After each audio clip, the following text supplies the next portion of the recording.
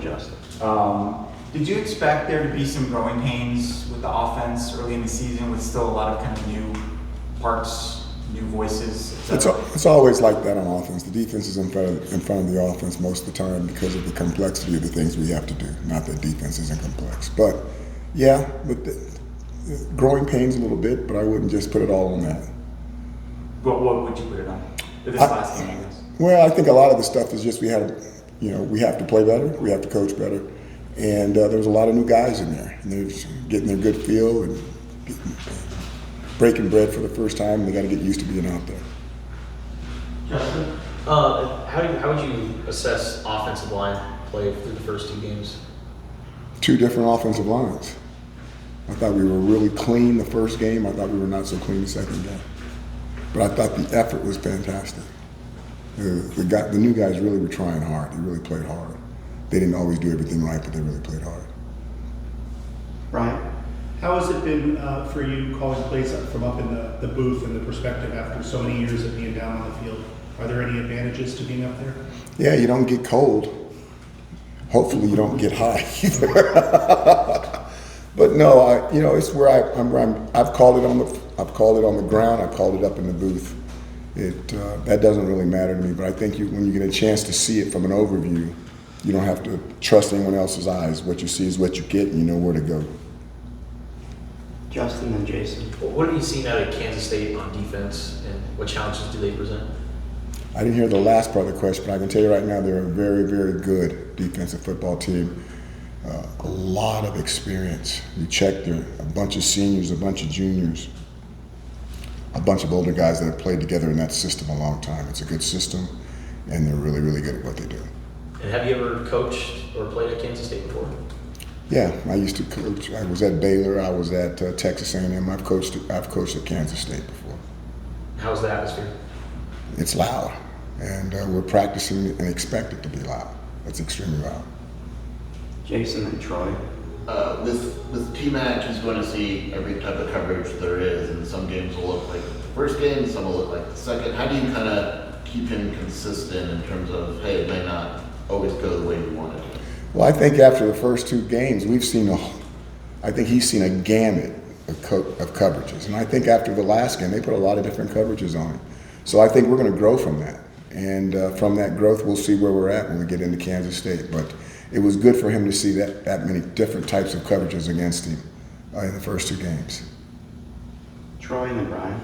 You mentioned the loudness of Kansas State in environments like that across college football, being in the Big 12. How much does the in-helmet communication potentially help with that in terms of being able to communicate with quarterback, even though you have all those loud noises and loud fans in the stadium? It helps a little bit. There's no doubt about it, but it's amazing when you're trying to speak into that helmet. If there's loud noises coming outside of it, it's still very extremely difficult for the quarterbacks to hear. You may even see them, if you watch the games, cupping their ears, trying to keep the outside noise out and keeping the noise inside the helmet so the information can be distributed. But it's still difficult. Loud stadiums make a difference. Brian and Michael. What have your impressions been in the game so far of how Jeremiah Patterson's performed and the importance of having those other guys when T-Mac is such a focus? I thought that the first game we thought Jeremiah was going to be good, but that play he did in the second game on that sideline when he just ran through the smoke, as we would call it, and accelerated through those 2 defenders, kept his feet, and then got into the end zone. That's all I need to see. Now, he made a big mistake because he showed me that he could do it. Expectations, we all know about those. He's not allowed to tail off no more. You got to keep growing from there. But I think we've got a really exciting player. I think the community and the football team is really excited that he's a part of us. Michael. How helpful is it to have almost a plug-and-play situation at running back where someone goes down or someone's unavailable like Corey and you can just go to the next guy and go to the next guy and it doesn't seem like there's any drama? Well, I'll tell you what, I think that's one of our stronger groups. And to have a good football team and to have a good season, you're going to get injuries. That stuff's going to happen. That's the nature of the game. But you hope that they're not serious and you hope they're at a position where you have some depth.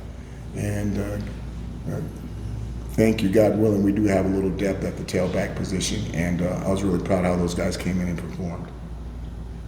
Any more questions for Coach? Justin?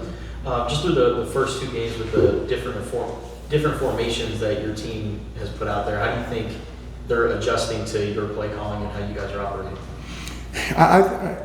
As far as the formations, we need the formations. Being multi-formational is going to help give guys opportunities to be explosive.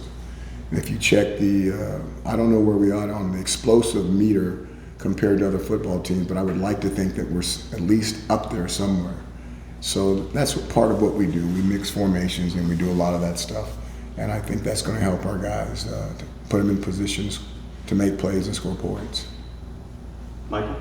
Coming out of the first week, we were asking Coach Brennan, about kind of target distribution. Were you giving the ball to T-Mac too much? Do you need to get other people involved? And then after the second week, a lot of people were saying T-Mac didn't get the ball enough. Mm-hmm. I don't know if it's a no-win situation, but how do you just kind of view that whole thing as far as like who gets the ball, how much, et cetera? T-Mac is one of our best players. For us to be at our best, he needs to touch the ball.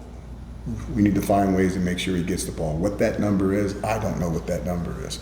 But I know if you and I were on a three-man basketball team and the other guy was Michael Jordan, I don't think you and I were supposed to shoot a whole bunch. We're going to be hopefully trying to grab a rebound, taking a bunch of charges, and setting a bunch of picks and getting ran over. And we're going to like it because Michael's going to be hitting all those shots. So we have other guys that can make plays, but there's no doubt that T-Mac is special, and we need to find a way to get him the ball.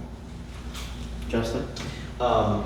What is your connection to Bill Snider, and what do you think about just his legacy at Kansas State?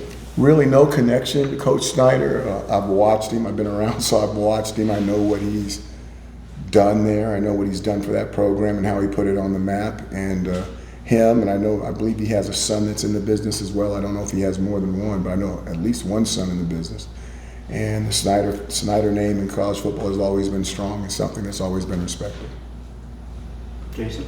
As an offensive coordinator, when you have a guy like the Kansas State quarterback, Andrew Johnson, who is mobile, you can get on the pocket, do all those things, how much does that change what you would want to do on offense when you have a guy with that ability? There's a lot of ways to win football games. There's a lot of ways to move the ball. But it normally starts through the quarterback position. So you find out what your quarterback can do, and you find out what he can't do, and you try to do more of the first thing and stay away from the latter. So when you're multi-dimensional, that's a huge advantage. When a guy has arms and legs, that's a huge advantage. But I also think that when you talk about our quarterback, he may not run like everybody else, but if you watch him in the pocket and you watch him elude tacklers and stay in the game, so to speak, I think he's elusive as well, in a different type of way with his legs.